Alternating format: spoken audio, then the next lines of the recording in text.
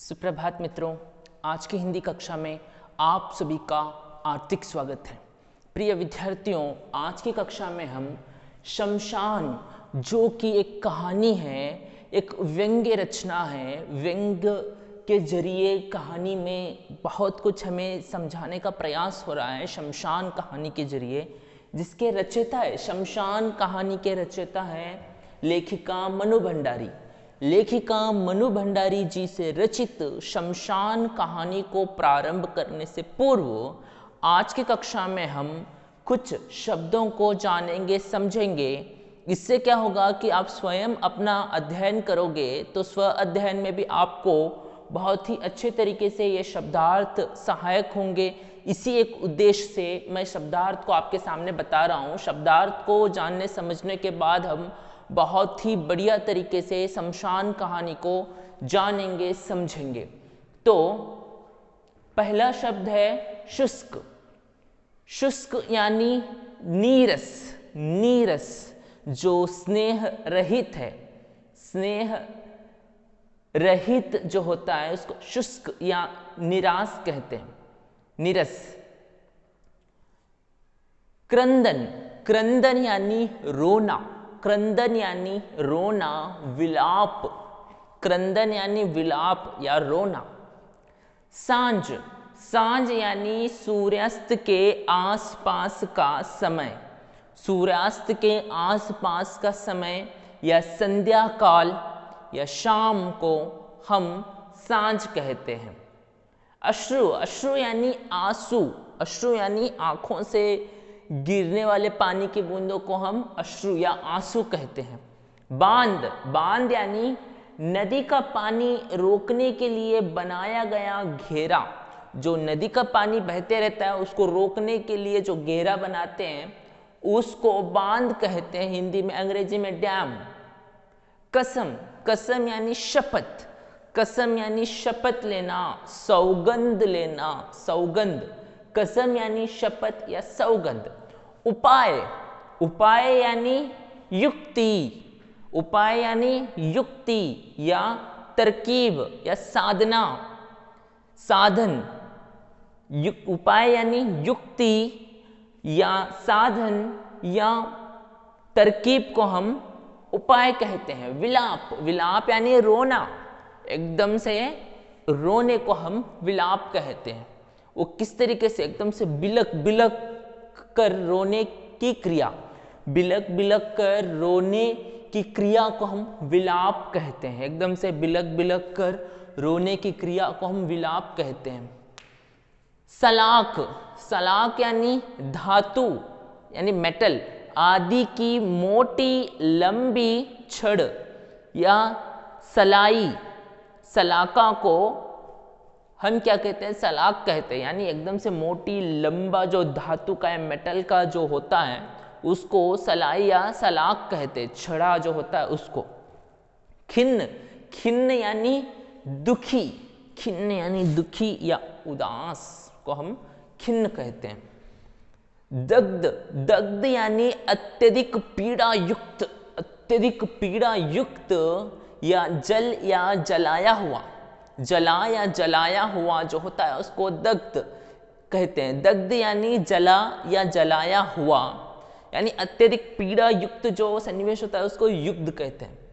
व्यथा, व्यथा यानी मानसिक या शारीरिक क्लेश, मानसिक या शारीरिक पीड़ा को हम क्या कहते हैं, व्यथा कहते हैं। पीर, पीर यानी डे का नाम नहीं है या कोई एक रब के बंदे का नाम नहीं है। पीर यानी पीड़ा, पीर यानी पीड़ा या व्यथा।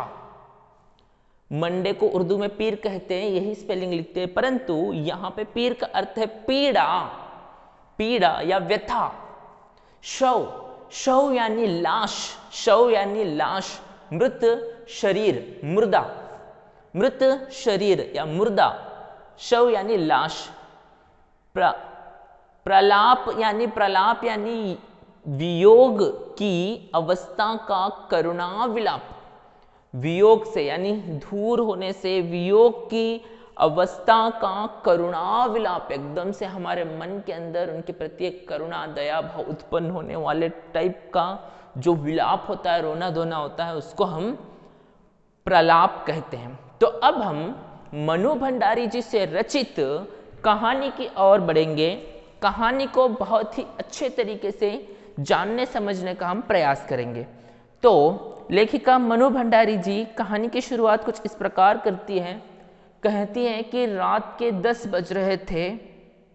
डोम बेफिक्री से खाट बिछाते हुए कबीरदास का दोहा छेड़ दिया। वो कहता है, जेहि घट प्रेम ना संचारे सोई घट जान मसान, जैसा लोहार की सांस लेता, जैसा खाल लोहार की सांस लेता बिनु प्राण। कहने वाला दोहा वो गा रहा था। कहाँ पे? शमशान में। शमशान का दिल इस दोहे से भर आया।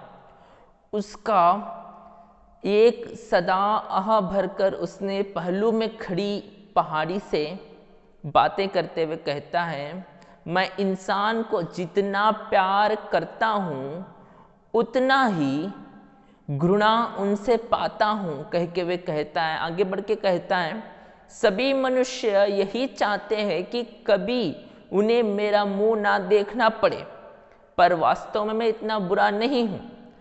संसार में जब मनुष्य को एक दिन के लिए भी स्थान नहीं रह जाता, तब मैं उसे अपनी गोद में स्थान देता हूँ। कहकर शमशान बगल में खड़ी पहाड़ी से कह रहा है कि मनुष्य को मैं कितना चाहता हूँ। और आगे बढ़कर कहता है कि मेरे दिल में मोहब्बत का वह चिराग रोशन नहीं होता। मेरे दिल में मोहब्बत का वह चिराग रोशन नहीं होता, जिसके बल पर मैं उसके दिल में अपने लिए थोड़ा सा स्थान बना सकता। मनुष्य के दिल में भी मेरे लिए थोड़ा सा स्थान मैं बना सकता, जब ऊपर वाला रब मुझे अपने मन में मोहब्बत के चिराग को देता तो कितना अच्छा रहता। कहकर वह कहता है, नहीं जानता खुदा ने मेरे साथ ऐसा बेइंसाफी का सुलूक क्यों किया। रब ने, खुदा ने, ईश्वर ने मेरे साथ ऐसा क्यों किया कि मेरे दिल के अंदर मोहब्बत नहीं दी ईश्वर ने। कहकर बगल में खड़ी पहाड़ी से शमशान बात कर रहा है। शहर जो लोग बसेरा करते हैं, उस शहर और शमशान के बीच में खड़ी थी पहाड़ी। तो उसकी यहाँ व्यंग्यात्मक मुस्कुराहट थी कि एकदम से इतना वो कह रहा है प्रेम के बारे में, मोहब्बत के बारे में। मनुष्य के दिल में जो प्रेम है, मनुष्य के मन में जो मोहब्बत है, वो मेरे मन में भी होती तो कितना अच्छा रहता। कह के वे कह रहा है। कौन? शमशान। तो बगल में खड़ी पहाड़ी उसकी बातों को सुनकर मुस्कुरा दी। तो ये मुस्कुराहट एकदम से व्यंग्यात्मक थी, तो शमशान के हृदय में वो चुभ गई। तो उसने पूछा, क्या तुम्हारी कभी यह इच्छा नहीं होती कि तुम्हारे पास भी इंसान की तरह प्रेम भरा दिल होता? क्या तुम्हारी इच्छा नहीं होती कि तुम्हारे दिल में भी मनुष्य के दिल में रहने वाला प्रेम हो? कह के वे पूछता है, जिसमें अपने प्रिया के लिए मर मिटने की तमन्ना झलकती हो, मचलती हो। मनुष्य का प्रेम कितना पवित्र होता है, कितना अच्छा होता है। मनुष्य का प्रेम जैसा ही होता है कि वो अपने प्रिया के लिए, मनुष्य के मन में जो प्रेम होता है, उस प्रेम के वजह से मनुष्य अपने प्रिया के लिए मर मिटने की तमन्ना मचलती रहती है मनुष्य के दिल में। कभी कभी दूर से हवाएं आती है और लैला, मजनू, श्री फरहद की प्रेम कहानियां मुझे सुना जाती है, तो सच मानना मैं तड़प कर रह जाता हूं कि काश मैं भी मजनू होता और लैला के वियोग में अपने को कुर्बान कर देता। कह के वे कह रहा है, जो मनुष्य के मन में प्रेम होता है अपने प्रेमी के लिए, वो प्रेम मेरे मन में मैं चाहता हूं। कहकर शमशान कह रहा है और आगे बढ़ के कहता है, काश मैं भी लैला के प्रेम में मजनू के तरह अपने आप को कुर्बान कर देता, कहने की बात वे कह रहे हैं। आगे बढ़ के शमशान कहता है, प्रिया की प्रतीक्षा में, प्रिया को ताकते हुए राह में पलकों के पहाड़े बिछाकर बैठा रहता।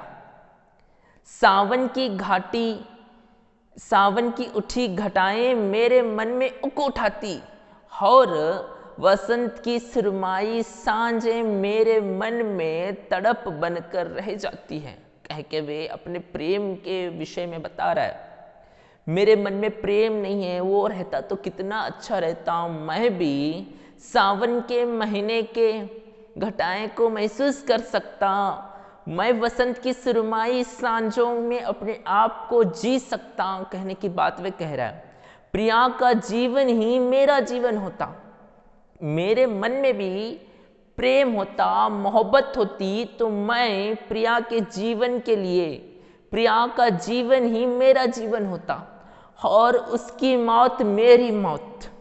पर क्या करूं, ईश्वर ने तो मुझे शमशान बनाया, परंतु मैं क्या करूं, रब ने मुझे शमशान बनाया है और मेरे हृदय में प्रेम नहीं, मेरे हृदय में प्रेम नहीं दिया है ईश्वर, स्नेहगत नहीं है, सरसता नहीं है, केवल धू धू करती आंख की लपेटें हैं। कहने की बात वे कहता है, एक आंख से शमशान की ओर और दूसरी आंख से शहर की ओर उसमें बसे इंसानों को देखने वाली पहाड़ी ने पूछा, शमशान से बड़ी तमन्ना है इंसान बनने की? तो शमशान कहा, तमन्ना, मनुष्य के पास जैसा प्रेममय हृदय है, मनुष्य के पास जैसा प्रेममय हृदय है, उसे पाने के लिए मैं अपने जैसे 100 जीवन भी कुर्बान कर सकता हूं। कहकर शमशान कहता है, तो पहाड़ी मुस्कुरा दी।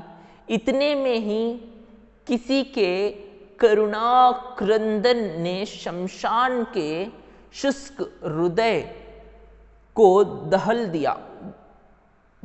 दिया। एकदम से जो शुष्क हृदय था, एकदम से नीरस हृदय था, स्नेह रहित हृदय जो था शमशान का, उस हृदय को दहला दिया। क्या? किसी के करुणा क्रंदन ने।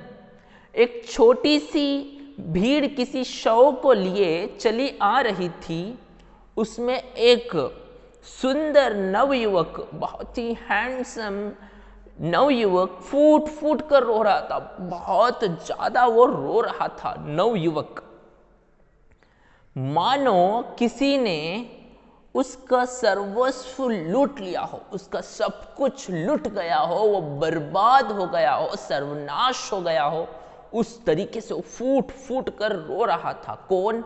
एक नवयुवक। लाश उतारी गई तो वहां पे देखते हैं छोटी सी भीड़ आ रही है, उसमें एक युवक फूट फूट कर रो रहा है और वो लोग एक लाश को लाए हैं। तो लाश उतारी गई, शव उतारा गया, वहां उस नवयुवक की पत्नी थी, नवयुवक की पत्नी थी, वो जो लाश थी नवयुवक की पत्नी थी। तो पत्नी के मृत्यु के कारण नवयुवक फूट फूट कर रो रहा था। युवक का क्रंदन शमशान के हृदय को बेद गया।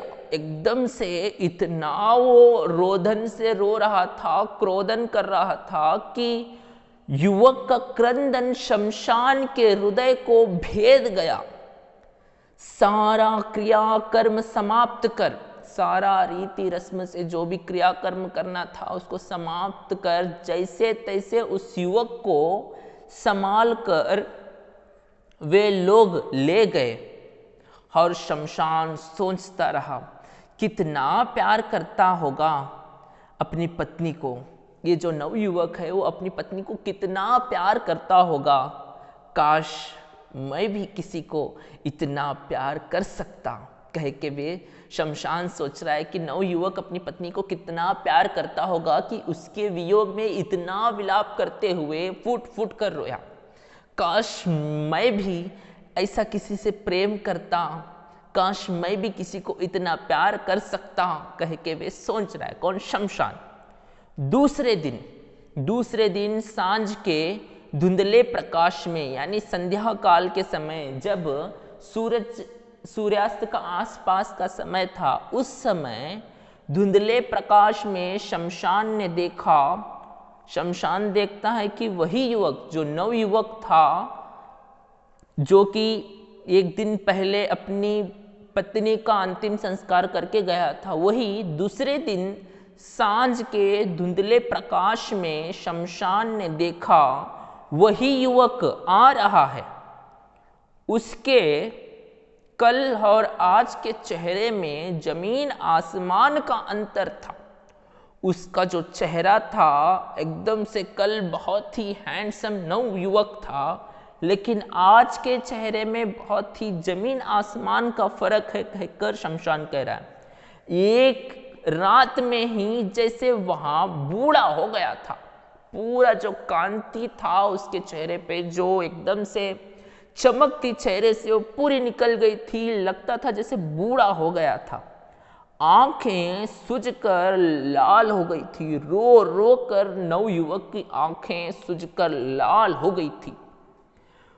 वहां पागलों की तरह लड़खड़ाता हुआ आया और अपनी पत्नी की राख बटोरने लगा। एकदम से पागलों की तरह लड़खड़ाता हुआ आया और अपनी पत्नी के राख को एकदम से बटोरने लगा। कुछ देर तक हिचकियां लेता रहा। हिचकियां क्यों लगती है? जो इंसान भूखा प्यासा रहता है उसी को हिचकियां लगती है। तो फिर जैसे एकदम से कुछ देर तक हिचकियां लेता रहा और उसकी आंखों से निरंतर अश्रु बहते रहे। एकदम से उसकी आंखों से आंसू बह रहे हो, हिचकियां ले रहा है और आंसू बहते ही जा रहे हैं उसके। फिर जैसे भावनाओं का बांध टूट गया, जैसे उसके इमोशंस का पूरा बांध टूट गया, तो वो वहां सिर को पटक पटक कर रोने लगा। एकदम से सिर पटक पटक कर रोने लगा, चीखने लगा। एकदम से चीख चीख कर बोलता हुआ रोने लगा, चीखने लगा और कहा कि तुम मुझे छोड़कर कहाँ चली गई सुकेशी। यानी जो नवयुवक की पत्नी है उसका नाम क्या है? सुकेशी है। सुकेशी के मृत्यु पे भी विलाप कर रहा है, अपने सिर को पटक पटक कर रोते हुए चिल्लाने लगा और कहने लगा, तुम मुझे छोड़कर कहाँ चली गई सुकेशी? याद है कितनी बार तुमने कसमें खाई थी कि जिंदगी भर तुम मेरा साथ दोगी, पर 2 वर्ष में ही तुम तो मुझे अकेला छोड़कर चली गई। अब मैं तुम्हारे बिना जीवित नहीं रह सकता। तुम मुझे अपने पास बुला लो, नहीं तो मुझे ही तुम्हारे पास आने का कोई उपाय करना पड़ेगा। तुम नहीं तो मेरा जीवन का कोई अर्थ नहीं, कोई सार नहीं, कोई रस नहीं। तुम ही तो मेरा जीवन थी, मेरी प्रेरणा थी। अब मैं जीवित रहकर करूंगा ही क्या? मुझे अपने पास बुला लो, मैं तुम्हारे बिना नहीं रह सकता, नहीं रह सकता, किसी तरह भी नहीं रह सकता। इस प्रकार वो विलाप करने लगा। जो नवयुवक था उसकी पत्नी का नाम क्या था? सुकेशी था। तो सुकेशी और नवयुवक की शादी होकर कितने वर्ष हो गए थे? केवल 2 वर्ष हो गए थे। 2 वर्षों में ही तुम मुझे अकेला छोड़कर चली गई, कह के वे नवयुवक कह रहा है। 2 वर्ष ही हुए हैं शादी होके, और इस नवयुवक के मन में अपनी पत्नी के प्रति कितना प्रेम है हम देख सकते हैं। अपने सिर को पटक पटक कर वो रो रहा है, विलाप कर रहा है और कहता है कि तुम मुझे अपने पास बुला लो, नहीं तो मुझे ही कुछ उपाय करना पड़ेगा, कुछ तरकीब अपनानी पड़ेगी। कि क्यों? कि तुम्हारे पास मैं कैसे आ सकूं, कहकर वे बोलता है। इसी प्रकार वहां विलाप करके रोता रहा, सिर पटकता रहा और मूक शमशान, जो इस तरीके से वो सिर पटक पटक कर रो रहा था, विलाप कर रहा था, प्रलाप कर रहा था, इस सब को देखकर मूक शमशान अपनी सूखी पतराई आँखों से इस दृश्य को देखता रहा। बस इस प्रेममय विलाप को वे देखता रहा। इंसान बनने की तमन्ना थी शमशान में, प्रेम करने की और अपने प्रिय के वियोग में इस युवक की भांति मर मिटने की तमन्ना और अधिक जोर पकड़ती रही। ये सब विलाप को देखता हुआ, एकदम से प्रलाप को देखता हुआ शमशान को ऐसा लगा कि वाह, क्या बात है इंसान बनने की, प्रेम करने की, इंसान की तरह प्रेम करने की। और अपने प्रिय के वियोग में, जब प्रिय हमसे दूर हो जाता है तो उस वियोग में नव युवक की भांति मर मिटने की तमन्ना और अधिक जोर पकड़ रही थी। किसकी? शमशान की। वहां यही सोचता रहा शमशान, यही सोचता रहा, काश मैं भी किसी को इसी तरह दिलो जान से प्यार कर सकता। शमशान कहता है कि काश मैं भी किसी को इसी तरह दिलो जान से प्यार कर सकता। उसके पल्लू में खड़ी पहाड़ी मुस्कुरा रही। एकदम से जो ये बात कह रहा है शमशान की, काश मैं भी किसी को इसी तरह दिलो जान से प्यार कर सकता, तो इस बात पे पहलू में खड़ी, बगल में खड़ी पहाड़ी मुस्कुरा रही थी। रो धोकर वहां व्यक्ति तो चला गया, जो नवयुवक था वो रो धोकर सुकेशी के दुख में वो तो चला गया, पर शमशान के हृदय को उसके आंसू ने गर्म सलाखों की तरह दग्ध करते रहे। एकदम से वो नवयुवक तो रो धोकर चला गया, तुम्हारे बिना मैं नहीं रह सकता कहकर, परंतु जो उसके आंसू थे, उसके बोल थे, शमशान के हृदय को उसके आंसू गर्म सलाखों की तरह, एकदम से धातु आदि की मोटी लंबी छड़ी की तरह, सलाई की तरह वो उसके हृदय को दग्ध कर रहे थे। एकदम से अत्यधिक पीड़ा उसको पैदा कर रहे थे वो। तो उसमें उसने पहाड़ी से कहा, तो शमशान ने बगल में खड़ी पहाड़ी से कहा, इस व्यक्ति की व्यथा ने मेरे हृदय को तो मात डाला, इस व्यक्ति की व्यथा ने तो मेरे हृदय को मात डाला। यूं तो यहाँ रोज ही ऐसे कितने ही व्यक्ति आते हैं, पर जाने क्यों इसके दुख में, इसकी वेदना में ऐसा क्या था जो मैं भी नहीं भूल सकूंगा।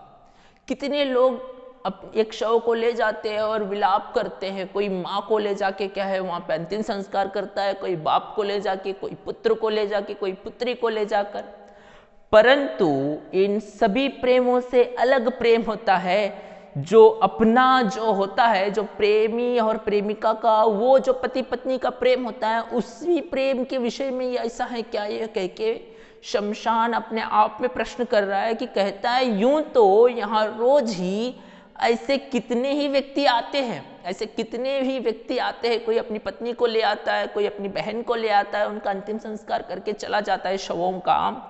तो यूं तो यहाँ रोज ही ऐसे कितने ही व्यक्ति आते हैं, पर जाने क्यों, लेकिन क्यों इसके दुख में, जो नवयुवक के दुख में, इसकी वेदना में ऐसा क्या था जो मैं कभी नहीं भूल सकूंगा, इसकी वेदना में क्या था वो कि मैं कभी नहीं भूल सकूंगा, कह के वे कह रहा है। तुम देखना, पहाड़ी से कह रहा है शमशान, तुम देखना अब यहाँ जीवित नहीं रहेगा। शमशान कहता है कि जो नवयुवक था, जो 2 वर्ष पूर्व शादी किया था सुकेशी से और वो सुकेशी की मृत्यु हो गई है, तो वो नवयुवक अब यहाँ जीवित नहीं रहेगा, कहकर शमशान कह रहा है। एक दिन में ही अपनी प्रेयसी के वियोग में, अपनी प्रेयसी के वियोग में एक दिन में ही नवयुवक एकदम से बूढ़ा सा हो गया था, तो एक दिन में ही अपनी प्रेयसी के वियोग में जिसने अपने शरीर को आधा बना डाला हो, वहां भला कितने दिन इस प्रकार जीवित रह सकेगा। वह अवश्य ही रो रो कर प्राण दे देगा। और मैं भी चाहता हूं कि वह मेरी गोदी में आ जाए और मैं दोनों को हमेशा के लिए मिला दूं, कहकर शमशान कह रहा है। शमशान कह रहा है कि वो जो नवयुवक है वो जीवित नहीं रहेगा, वो भी मर जाएगा। जैसे ही वो मरेगा उसके लाश को मेरे पास ही ले आएंगे, तो उसको भी मैं अपने गोदी में ले लूंगा और उसकी प्रेयसी सुकेशी और उसको मैं मिला दूंगा, उन दोनों को एक कर दूंगा। जो जीवित रहकर एक नहीं हो सके उनको मैं मरने के बाद एक कर दूंगा। जिस तरीके से लैला मजनू शीरत फरद एक हुए थे, उसी प्रकार कहने की बात यहाँ पे शमशान कह रहा है। सारे दिन वहां युवक के लाश की प्रतीक्षा करता रहा। कौन? शमशान। शमशान सारे दिन उस नवयुवक के शव की प्रतीक्षा करता रहा, क्योंकि उसने विलाप भी वैसा ही करके गया था। कौन? नवयुवक। तुम मुझे छोड़कर क्यों चली गई सुकेशी? तुमने मेरे साथ कितने वादे किए थे, लेकिन 2 वर्ष में ही तुम मुझे अकेला छोड़कर चली गई। अब तुम्हारे बिना मैं जीकर क्या करूंगा? तुम मुझे अपने पास बुला लो, नहीं तो मुझे ही तुम्हारे पास आने का कोई उपाय करना पड़ेगा, कहकर वे कहा था। तो इस बात से, उसके विलाप से, उसके दुख से, उसके एक शारीरिक ढंग से शमशान कह रहा था कि वो अब जीवित नहीं रह सकेगा। तो जो जीवित ना रहेगा तो मरेगा, तो उसके बाद मैं उसको अपने गोद में लूंगा और दोनों को हमेशा के लिए मिला दूंगा, कहने की बात शमशान कहता है। और सारे दिन वहां युवक के शव की प्रतीक्षा करता रहा। सारे दिन उस नव युवक के मुर्दे की प्रतीक्षा वे करता रहा, पर शव ना आया। शव ना आया।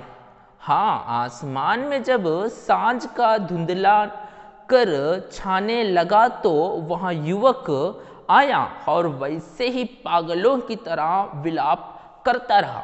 शाम तक वो एकदम से देखता रहा, शव आएगा क्या, आएगा क्या।